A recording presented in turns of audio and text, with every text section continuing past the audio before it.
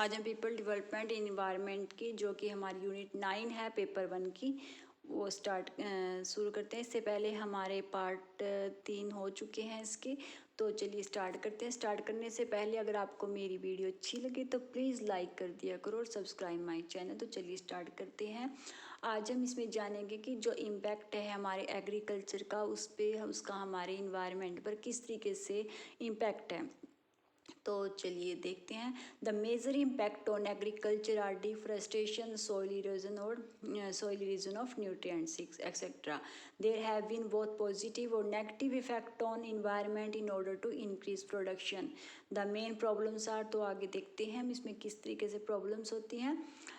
Micronutrient imbalance, तो micro nutrient imbalance है जब पोषक तत्वों की जो भी कमी है, जो भी पोषक तत्व चाहिए हमारे, तो उनमें जो इम्बैलेंस होता है सही बैलेंस से नहीं हो पाते। तो जैसे नाइट्रोजन, फॉस्फोरस और पोटाशियम है। अगर पौधों में पोषक तत्वों की कमी हो जाएगी तो ऐसे में पौधों की वृद्धि रुक सकती है और वे अपनी विभिन्न तरह के जैविक क्रियाओं को नहीं कर पाते। अगर ज़्यादा समय तक पौधों में पोषक तत्वों की कमी बनी रहती है तो पौधे सूखकर नष्ट भी हो सकते हैं। तो ये हम जानते हैं। सिर्फ हमें ये देखना है कि जो हमारे एग्रीकल्चर में है आज, उनमें जो बैलेंस बिगड़ रहा है हमारे मृदा का, हमारी जो सॉइल होती है उसकी शक्ति का, जो सही उसको जो चाहिए जैसे फास्फोराइड, जो वो सही तरीके से उसको नहीं मिल पाता है। Micronutrient deficiency or deficiency is not enough for one or more of the micronutrient required for optimal plants and animal health. In human and other animals, they include both vitamin deficiency and mineral deficiency, whereas in plants the term refers deficiency of essential trace minerals. क्योंकि वही है जिस तरीके से हम हर इंसान को, हर animals को, सबको चाहिए एक जो इन मिनरल्स जो भी चाहिए वो जरूरी होते हैं हमारे शरीर के लिए, वही इसी तरीके से हमारे प्लांट्स और पौधे, पेड़ पौधे और हमारी सॉइल होती है, जिसको जो उनको जो तत्व चाहिए वो चाहिए। अगर उनमें कुछ कमी होएगी या फिर ज़्यादा होंगे तो उनका नुकसान तो ऑब्वियसली होगा ही। तो इस तरीके से आगे हम देखते हैं। नाइट्रेट पोल्यूशन है। नाइट्रेट की जल में अत्यधिक घुलनशील तथा मृदा कणों की कम धारण की क्षमता के कारण अति सिंचाई या बहुत वर्षा से खेतों का बहता पानी अपने साथ नाइट्रेट को बाहर कुओं में या नालों में, नहरों में ले जाता है और इस प्रकार मानव द्वारा मवेशियों के पानी, पीने का पानी नाइट्रेट द्वारा प्रदूषित हो जाता है। जैसे मान लो हम कोई भी अगर नाइट्रेट लगा लो या फिर कोई भी पेस्टिसाइड मान लो खेतों में जो भी हम कर रहे हैं, अगर मान लो वो पानी ज़्यादा भरा गया खेतों में, सिंचाई की वजह से लगा लो या बारिश की वजह से लगा लो, तो वो जो बाहर पानी बहेगा बाद में, तो वो जाकर कहाँ मिलेगा, वही है नालों में, तालाबों में, इन्हीं में जाकर गिरेगा। तो उसमें जो वहाँ पर जो उसमें जीव जंतु रह रहे हैं, मछलियाँ हो चाहे कोई भी हो, तो वो उनको वो नुकसान पहुँचाएगा, क्योंकि वो उसमें जाकर उस पानी को भी गंदा कर देगा, क्योंकि उसमें वो पेस्टिसाइड चले जाएंगे जो हमारे खेतों में है। Nitrate contamination occurs in surface water and groundwater leaching into the soil and from there into the water supply from various sources. Irrigation water containing fertilizer is a common culprit as a septic system, wastewater treatment plants, dairies and natural conditions. Eutrophication देखते हैं हम आगे क्या होता है। Harmful जो algal blooms and dead zones and fish kills are the results of a process called eutrophication with occurs when the environment become enrich with nutrients. जब environment क्या होता है हमारा इनरिच हो जाता है, काफ़ी मात्रा में बढ़ जाते हैं उसमें न्यूट्रिएंट्स, उसकी वजह से जो होता है वो यूट्रिफिकेशन होता है। increasing the amount of plants and algae grow to estuaries and coastal waters। क्योंकि हम जैसे कई बार देखते हैं हम ना, पानी के ऊपर कुछ हरा हरा काई जैसा जम जाता है, तो वो क्या वो जब उसमें ज़्यादा ही इंक्रीज़ हो जाते हैं न्यूट्रिएंट, उसकी वजह से हो जाता है। और पर वो हमारे जो उसमें मछलियाँ रह रही हैं उनके लिए काफ़ी नुकसानदायक है। उसमें क्या होता है, पानी में ऑक्सीजन की कमी हो जाती है, वो उनके लिए काफ़ी हार्मफुल हो जाता है। तो हानिकारक शैवाल, पृष्ठभूमि मृत क्षेत्र, मछली की हत्या यूट्रिफिकेशन नामक एक प्रक्रिया का परिणाम है, जो तब होता है जब पर्यावरण पोषक तत्वों से समृद्ध हो जाता है, जिससे मुहाने और तटीय जल में पौधे और शैवाल की वृद्धि बढ़ जाती है। एक्सेसिव यूज़ हो जाता है जब nitrogen, phosphorus fertiliser in agriculture leading to algal bloom. तो जब इनमें हम बहुत मात्रा में डाल देते हैं और वो पानी बहा बहा कर बाहर चला जाता है, फिर वो क्या होता है, एल्गल ब्लूम उससे होता है, यानी कि ये एक यूट्रिफिकेशन उसमें हो जाता है। तो ये है, मैंने एक पिक्चर डाल रखी है यूट्रोफिकेशन की। इस तरीके से होता है यूट्रोफिकेशन, जिसमें ये ऊपर जैसे एक काई सी जम जाती है, हरापन हो जाता है। तो इससे क्या होता है, पानी में ऑक्सीजन की कमी होती है और हमारे जो जीव जंतु हैं जैसे फिश वगैरह हैं उनको काफ़ी प्रॉब्लम्स क्रिएट होती हैं उनके लिए। अब हम देखते हैं जो भी इम्पैक्ट पड़ते हैं, जो भी एंथ्रोपोजेनिक यानी कि मानव जाति हमारे द्वारा जो भी काम किए जा रहे हैं उनका हमारे इन्वायरमेंट पे क्या इम्पैक्ट है, एक्टिविटीज़ का हमारे on environment. The mining and manufacturing of metals में भी कार्कोजेनिक कैंसर कोजिंग जो कारण बनता है। हम जानते हैं जो भी माइनिंग के काम जैसे होते हैं, मैन्युफैक्चरिंग मेटल्स का जो भी होता है काम, उनकी वजह से क्या होता है, आज जगह जगह इंडस्ट्रीज हैं वो कैंसर के काफ़ी कारण बनते हैं। The anthropogenic activities include mining, leasing of जो भी इंडस्ट्री से वेस्ट निकल रहा है, स्मेल्टिंग ऑफ एज और सेमेल्टिक ऑफ एज और in sanitation of fossil fuels होता है, पार्टिकल रिकॉल और utilisation of as loaded water of irrigation as waste, pesticide और हार्बिसाइड्स एंड फर्टिलाइजर्स।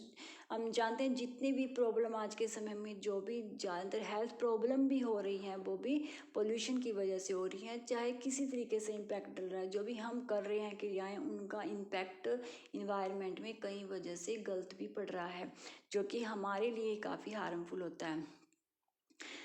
तो इस तरीके से हम देखते हैं कि जो ट्रांसपोर्ट का इफेक्ट है, जैसे तो हम जानते हैं कि ट्रांसपोर्ट की वजह से काफ़ी जानते हैं कि कितना पोल्यूशन हो रहा है और कितना ज़्यादा हार्मफुल है, पर हम इसको रोकने के बारे में कुछ सोच नहीं। हर व्यक्ति जानता है कि हाँ, आज ट्रांसपोर्ट का हमारे जीवन में क्या इम्पैक्ट हो रहा है, कितना ज़्यादा पोल्यूशन हमारे देश में हो रहा है और जिससे हमारी ओजोन लेयर तक की वीक होती जा रही है, जो कि हमारे आने वाली जनरेशन के लिए और भी ज़्यादा हार्मफुल होगी। तो इसको रोकने के लिए कोई उपाय अगर हम करने की, पर हम सोचते नहीं हैं। परिवहन के माध्यम से वायु प्रदूषण बढ़ता है, जिस कारण कई सारे रोग जन्म लेते हैं, जैसे कि हृदय संबंधी रोग हो गया, अस्थमा हो गया, उच्च रक्तचाप आदि। परिवहन की वजह से दिन प्रतिदिन बहुत अधिक वायु प्रदूषण बढ़ रहा है, क्योंकि लोग आधुनिक काल में परिवहन का बहुत अधिक उपयोग कर रहे हैं, जो कि ध्वनि प्रदूषण का भी कारण बन रहा है। The environmental effect of transport are significant because transport is a major use of energy, one so most of the world's petroleum or this create air pollution including nitrous oxides, particulates, and is a significant contributor to global warming through emission of carbon dioxide. इनकी वजह से जो भी आज परिवहन, जो भी हम व्हीकल चला रहे हैं, जो भी ये एयर पोल्यूशन कर रहे हो, जो इसमें से निकलते हैं, जो भी गैसेस निकलती हैं जैसे FCl, नाइट्रस ऑक्साइड है, पार्टिकुलेट्स निकलते हैं, जो भी ये हम काफ़ी हार्मफुल होते हैं हमारे इन्वायरमेंट के लिए। आगे हम पिक्चर्स में देखते हैं, जैसे ये है जिस तरीके से ये निकाल रहे हैं, ये क्या है, टॉक्सिक गैसेस होते हैं, जहरीली गैसें होती हैं, वो निकाल रहे हैं, जो कि जब भी हम उसको इनहेलर करेंगे, अब हम इस इन्वायरमेंट में रह रहे हैं और इसमें इतना पोल्यूशन है, जब हम इनहेल करते हैं, जब भी सांस लेते हैं अंदर हम हवा को खींचते हैं, तो वो क्या करेगी, वो हमारे लिए हार्मफुल ही होगी ना। तो जो अगर सही तरीके से हमारी हवा साफ़ नहीं है तो pollutant produced by vehicle exhausts, vehicle जो एग्ज्यूट करते हैं गैसेस जो बाहर निकालते हैं, वो जैसे उनमें क्या क्या इंक्लूड है, जैसे कार्बन मोनोऑक्साइड है, हाइड्रोकार्बन्स है, नाइट्रोजन ऑक्साइड है, पार्टिकल्स है, वोलेटाइल ऑर्गेनिक है, कंपाउंड्स है, सल्फर डाइऑक्साइड है। Hydrocarbons and nitrogen oxide reacted with sunlight के साथ रिएक्ट करते हैं और warm temperature to form ground level ozone. तो क्या करते हैं, ये हमारी ओजोन लेयर को काफ़ी वीक कर रहे हैं, और जिससे जैसे CFC गैस होती है जो कि काफ़ी ही हार्मफुल होती है, बहुत ही ज़्यादा हमारी ओजोन लेयर के लिए। इस तरीके से देखो, आज हमारी इंडस्ट्री की वजह से, हमारे चाहे हम ट्रांसपोर्ट की वजह से लगा लें, किसी भी रीज़न से हमारी जो गैसेस हैं वो इन्वायरमेंट में हो रही हैं, जो कि हमारे लिए काफ़ी हार्मफुल हो रही हैं। ग्लोबल वार्मिंग देखते हैं जो आज हो रही है, ग्लोबल वार्मिंग की वजह से ही हम देख रहे हैं हमारे ग्लेशियर्स पिघल रहे हैं, और जो हमारे समुद्र का पानी है वो भी बढ़ रहा है, राइज हो रहा है सी लेवल, तो काफ़ी नुकसान हो ही रहा है। ग्लोबल वार्मिंग वायुमंडलीय तापमान में वृद्धि है, और यह प्रकृति प्रक्रियाओं या मानव जनित निर्मित कारणों से भी होती है। इसका सबसे मुख्य कारण है जैसे पेड़ पौधों की कटाई, जीवाश्म ईंधन के जलने से बढ़ता स्तर भी। आजकल ताज़ी हवा ऑक्सीजन के लिए कोई रास्ता छोड़ा नहीं है, क्योंकि वन की कटाई हो रही है, सब कुछ हो रहा है, तो इन्वायरमेंट साफ भी कैसे होगा जब पेड़ पौधे ही कम हो जाएंगे। ग्रीन हाउस प्रभाव के कारण पृथ्वी की सतह में औसतन तापमान में वृद्धि ग्लोबल वार्मिंग कहा जाता है।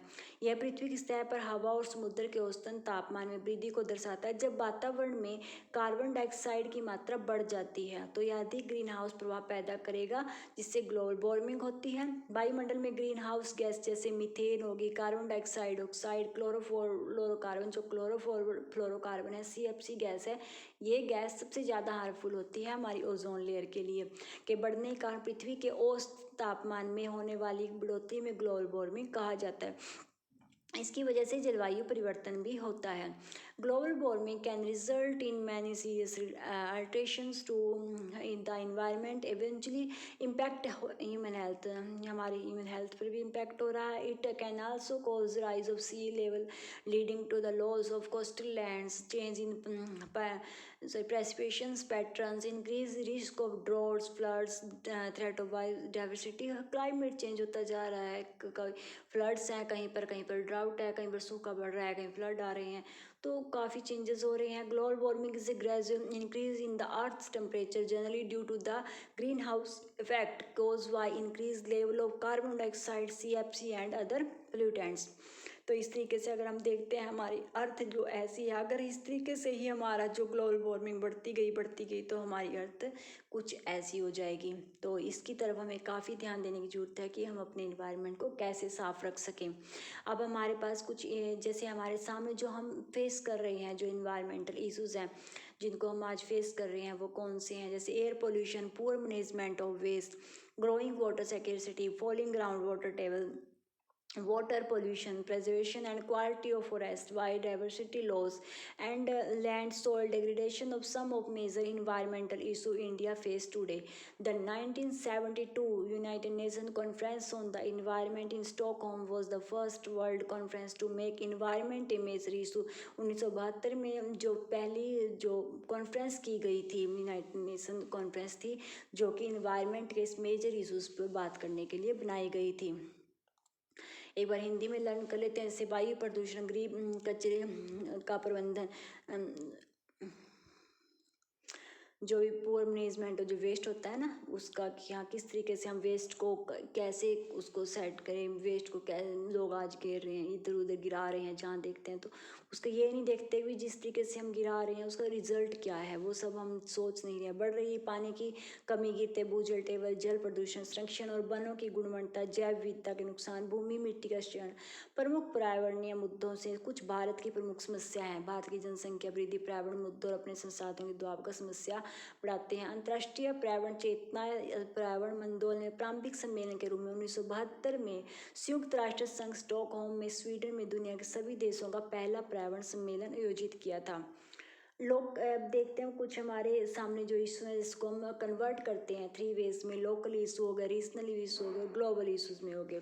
लोकल इशू हम आज जो देख रहे हैं, हम लोकली जो हम रह रहे हैं कि हम किन किन इशूज़ का सामना कर रहे हैं, जो हमारे शहर को लगा लो, हम लोकल एरिया जो भी हैं पोल्यूटेड कर रहे हैं। जिस तरीके से हम air water soil pollution are example of local environment problems के reduce habitat caused by urbanisation or industrial activities, perhaps even leading or exhaustion of endemic species are other examples, and our local deforestation, soil erosion, loss of soil fertility due to industrial agriculture. और industry भी हमारे जो water को pollution करने में काफ़ी योगदान है, वाटर को भी और एयर को भी। आज इंडस्ट्रीज़ की वजह से भी काफ़ी पोल्यूशन हो रहा है।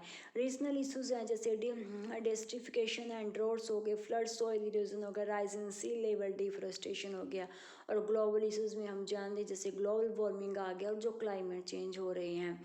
ये climate change is the big environmental problem है that humanity will face over next decade, but it is not the only one. We will take a look at some of them, from water shortage and loss of diversity, biodiversity to waste management, and discuss the challenge we have ahead of us। तो अगर हम देखें specially focus करें India में, जो कि green हम mission है, जो इंडिया ग्रीन इंडिया मिशन, कुछ फॉलोइंग ये प्रोजेक्ट हैं जिस पर ध्यान दिया गया है, जिसकी वजह से चाहते हैं कि हम अपने एरिया को कैसे ग्रीन बनाएं या किस तरीके से अपने वनों को बचाएं, किस तरीके से अपने पानी को साफ़ सुथरा रखा जाए, उन सबको जो प्रोजेक्ट हैं वो देखते हैं। मेन ग्रीन हाईवे पॉलिसी में आएगा। जिस तरीके से हम आज देख रहे हैं सड़कों पे, हाईवेज पे जो पेड़ पौधे लगाए जा रहे हैं वो इस मिशन के अंडर है।